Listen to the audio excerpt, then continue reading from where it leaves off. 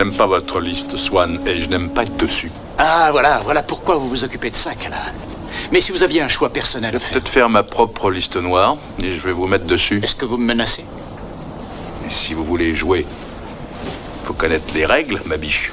Cette scène de sauvagerie digne d'un western que vous avez donné hier est le genre de choses dont désormais mes services ne peuvent tolérer la continuation. Est-ce assez clair?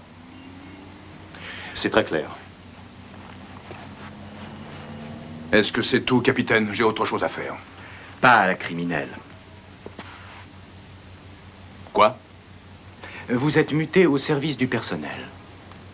Au personnel? On y met que les trous du cul.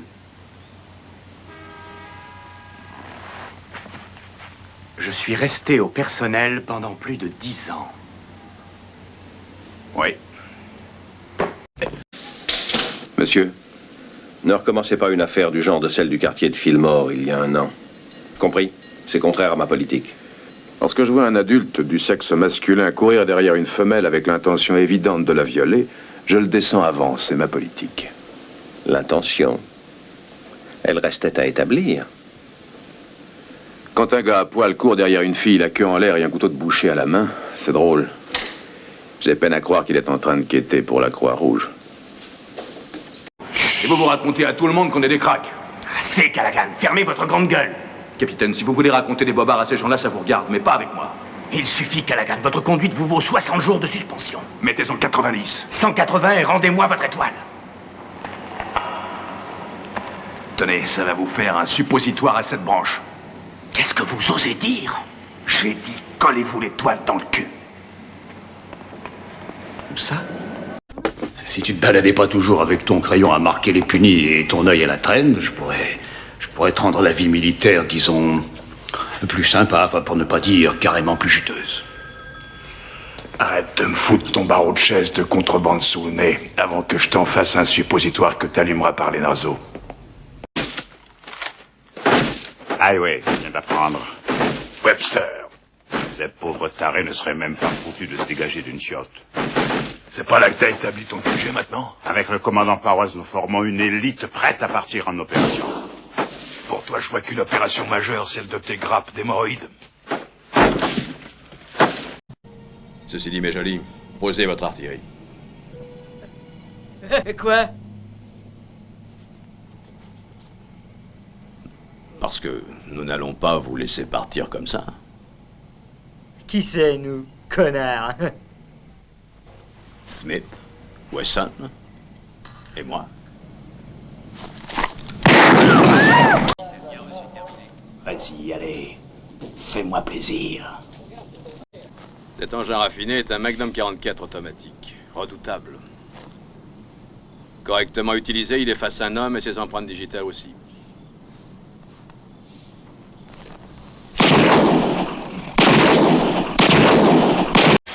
Je sais ce que tu penses. C'est 6 fois qu'il a tiré ou c'est 5 seulement?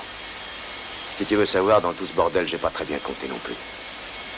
Mais c'est un 44 Magnum, le plus puissant soufflant qu'il y ait au monde, un calibre à vous arracher toute la cervelle. Tu dois te poser qu'une question. Est-ce que je tente ma chance? Vas-y, tu la tentes ou pas?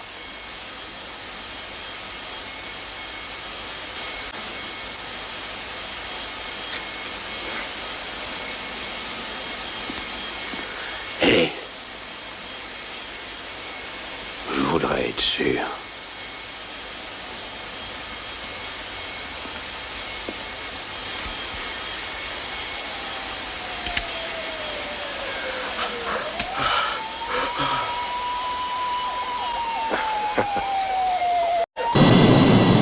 Excusez-moi, commandant. Cette question a peut-être l'air idiote, mais savez-vous piloter? Non. T'en ai aucune idée.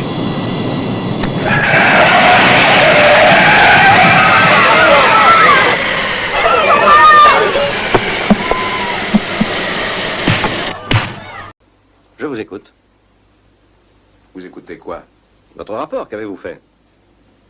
Eh bien, je viens de passer 3/4 d'heure devant votre porte, assis sur mon cul, à attendre que vous donniez vous décider.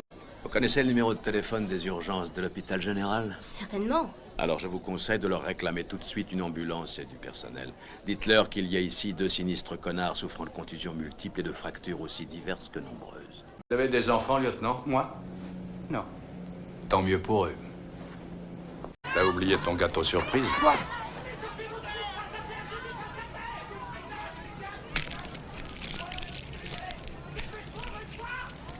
Il dit...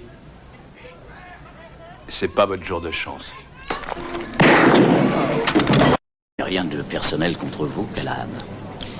Mais je tiens à éviter que le public hurle contre les brutalités policières chaque fois que vous êtes dans les rues. Et jamais je n'ai sorti mon arme de son étui, pas une seule fois. Je suis fier de le dire. Vous êtes un homme sage, lieutenant. L'homme sage est celui qui connaît ses limites exactes. De quoi est-ce qu'il parle? Il parie probablement sur le temps que tu resteras en vie en étant mon second. Oh, vous plaisantez? Pas du tout. Combien de temps a duré votre dernier second? 15 petits jours. Oh de Dieu, Callahan, tu vois pas que je te fais une fleur? T'es un vrai cimetière ambulant. Tu dépeuples tous les endroits où tu passes, tu sèmes les cadavres. Même quand c'est pas toi qui tires, il y a des victimes. Mais qu'est-ce que vous racontez? Une demande écrite? Mais qui les a, ces clés?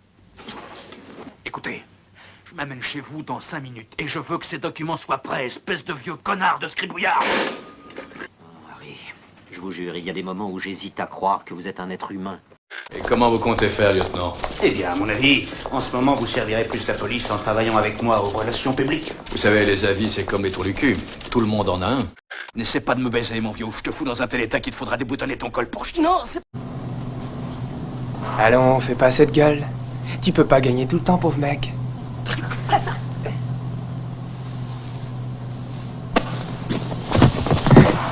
Écoute, pourrieux. Pour moi, tu n'es qu'une merde de chien qui s'étale sur un trottoir. Et tu sais ce qu'on fait d'une merde de ce genre? On peut l'enlever soigneusement avec une pelle, on peut laisser la pluie et le vent la balayer, ou bien on peut l'écraser. Alors si tu veux un conseil d'ami, choisis bien l'endroit où on te chiera. Est-ce assez clair? Je peux faire une déclaration, McKay. Oui, allez-y. Votre bouche est trop près de votre rondelle.